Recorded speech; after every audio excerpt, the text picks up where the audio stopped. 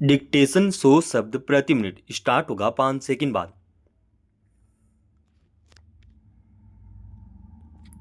Start. हर सभ्य और संवेदनशील देश तथा समाज अपनी भाषा और संस्कृति को लेकर सतर्क रहता है। स्टॉप। बिना अपनी भाषा का संरक्षण किए, अपनी संस्कृति की सुरक्षा नहीं की जा सकती। स्टॉप।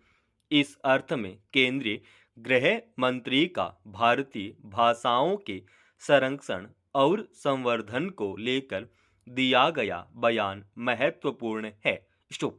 उन्होंने दावे के साथ कहा कि आने वाला समय भारतीय भाषाओं का होगा और अंग्रेजी बोलने वाले शर्म करेंगे। स्टॉप। उनके बयान से इस उम्मीद को भी बल मिला है कि राष्ट्रभाषा का मसला सुलझ सकता है। स्टॉप। अभी हकीकत यही है कि सेतु भाषा के रूप में स्वीकार की गई अंग्रेजी का वर्चस्व अधिक है। स्टॉप। सरकारी कामकाज, न्यायालयों, शिक्षा, व्यापार आदि में हालांकि भारतीय भाषाओं का चलन पहले की तुलना में बढ़ा है, पर इतना नहीं कि अंग्रेजी विस्थापित हो सके। स्टॉप। ऐसे में गृह मंत्री का बयान समझा जा सकता है। स्टॉप। आज़ादी के बाद लगभग सर्वस्वीकृत था कि हिंदी राष्ट्रभाषा के रूप में स्थापित हो सकेगी। स्टॉप। पर ऐसा होना तो दूर, कई क्षेत्रीय भाषाओं के साथ इसका तालमेल अब तक ठीक से नहीं बन पाया है। स्टॉप। अक्सर कुछ राज्यों से हिंदी को लेकर विरोध के स्वर उभरते देखे जाते हैं। स्टॉप।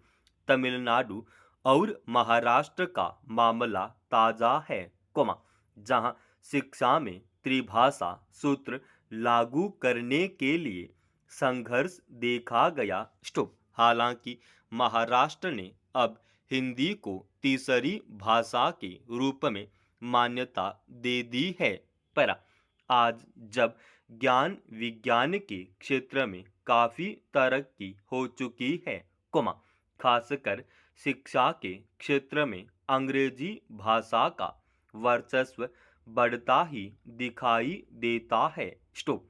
ऐसे में स्वाभाविक रूप से सवाल उठते रहते हैं कि इस तरह आखिर भारतीय भाषाओं में ज्ञान के प्रसार का रास्ता प्रशस्त कैसे हो सकता है। स्टॉप। राष्ट्रीय शिक्षा नीति में भारतीय ज्ञान परंपरा के संरक्षण, संवर्धन और प्रसार पर बल दिया गया है। स्टॉप। मगर यह काम अपनी भाषा में ही संभव हो सकता है। स्टॉप। अंग्रेजी में पहले ही बहुत सारी ज्ञान संपदा की गलत व्याख्याओं से सांस्कृतिक धुंधलका छा गया है। स्टॉप।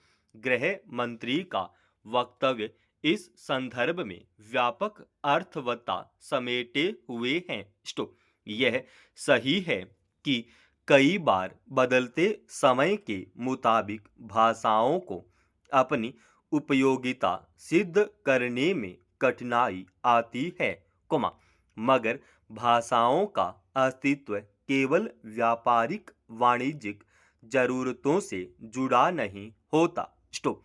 गृह मंत्री ने इस संदर्भ में साहित्य का महत्व रेखांकित किया कि साहित्य हमारे समाज की आत्मा है। स्टॉप। यह सदियों से हमारी संस्कृति, धर्म और स्वतंत्रता की रक्षा करता आया है, पर कुछ लोगों को सदा से लगता रहा है कि इस तेजी से बदलते दौर में, जब दुनिया विश्वग्राम बन चुकी है, अंग्रेजी के बिना तरक्की संभव नहीं है। स्टॉप। मगर इस सच्चाई से मुंह नहीं फेरा जा सकता कि भारतीय ज्ञान परंपरा को अवरुद्ध या कहीं कहीं उसकी धारा को पूरी तरह खत्म कर देने में अंग्रेजी का बड़ा हाथ रहा है, स्टॉप, जिसे भारतीय आत्मा कहा जाता है, कोमा, उसकी रक्षा भारतीय भाषा के जरिए ही संभव है, स्टॉप। हालांकि गृह मंत्री ने भी स्वीकार किया कि विदेशी पहचानों से मुक्ति पाने में वक्त लगेगा और भारतीय भाषाओं का वास्तविक स्वरूप विकसित होने में कुछ कठिनाई है, कोमा, पर यह संभव होगा, स्टॉप। भाषाओं के संरक्षण और संवर्धन का जिम्मा चूंकि गृह मंत्रालय पर है, कोमा, इसलिए यह माना जाना चाहिए कि गृह मंत्री जब अंग्रेजी को विस्थापित कर भारतीय भाषाओं का वर्चस्व स्थापित करने का दावा कर रहे हैं, कोमा, तो निसंदेह उनके मन में इसे लेकर कोई ठोस खाका है। पर उत्तर प्रदेश में गिरोहबंद कानून के दुरुपयोग के खिलाफ आवाज उठने लगी है, स्टॉप। ऐसे आरोप लगते रहे हैं कि इस कानून का इस्तेमाल राजनीतिक विरोधियों का दमन करने, कोमा, किसी का उत्पीड़न करने या बदनाम करने के लिए भी किया जाता है, स्टॉप। इस संबंध में लोग अदालतों के दरवाजे खटखटाने लगे हैं, स्टॉप। बिना किसी उचित प्रक्रिया और पर्याप्त सबूत के, कोमा, लोगों को जिस तरह गिरफ्तार किया जाता रहा है, कोमा, उस पर अदालतों ने कई बार चिंता जताई है, स्टॉप। पैरा दरअसल, कोमा, इस कानून के तहत मिले अधिकारों का इस्तेमाल कई बार पुलिस विवेकपूर्ण तरीके से नहीं करती है, स्टॉप। हालांकि इस तरह के आचरण पर अंकुश के लिए दिशा निर्देश लागू किए जा चुके हैं, स्टॉप। मगर चिंता की बात है कि यह मनमानी थमी नहीं, स्टॉप। लिहाजा, कोमा, शीर्ष न्यायालय को एक बार फिर याद दिलाना पड़ा कि इस कानून को विवेकपूर्ण तरीके से लागू किया जाना चाहिए, स्टॉप। अदालत ने उत्तर प्रदेश में इस संबंध में दर्ज एक प्राथमिकी को खारिज करते हुए यूपी गैंगस्टर्स एक्ट जैसे कठोर कानून के नियमित इस्तेमाल को लेकर चेताया है, स्टॉप। साथ ही यह भी कहा कि व्यक्तिगत स्वतंत्रता की गारंटी तब और महत्वपूर्ण हो जाती है, कोमा, जब इस तरह के कड़े प्रावधान वाले असाधारण कानून को अमल में लाया जाता है।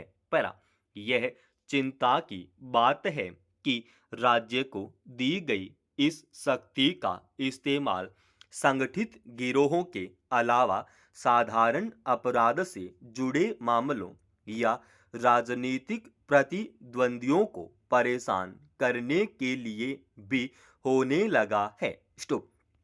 इसीलिए शीर्ष न्यायालय ने फिर स्पष्ट कर दिया है कि इस कानून को धमकी के साधन के रूप में उपयोग नहीं किया जा सकता, कोमा, खासकर उस समय जब राजनीतिक मंशा काम कर रही हो, स्टॉप।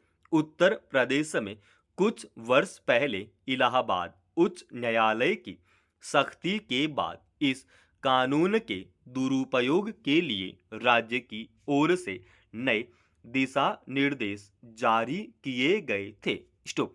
सवाल है कि अगर किसी के खिलाफ संगठित अपराध से जुड़े होने का सबूत नहीं है, ऐसे में तो उसे गिरोहबाज कैसे कहा जा सकता है? ऐसे में उसके खिलाफ प्राथमिकी दर्ज करना क्या अन्याय नहीं? शीर्ष अदालत की चेतावनी को गंभीरता से लिया जाना चाहिए, स्टॉप। दोस्तों, रोजाना ऐसे एडवांस डिक्टेशन के लिए चैनल को आप अभी सब्सक्राइब कीजिएगा और आज की इस डिक्टेशन का पीडीएफ फाइल हमने हमारे Telegram channel study with H Swami पे डाल दिया है।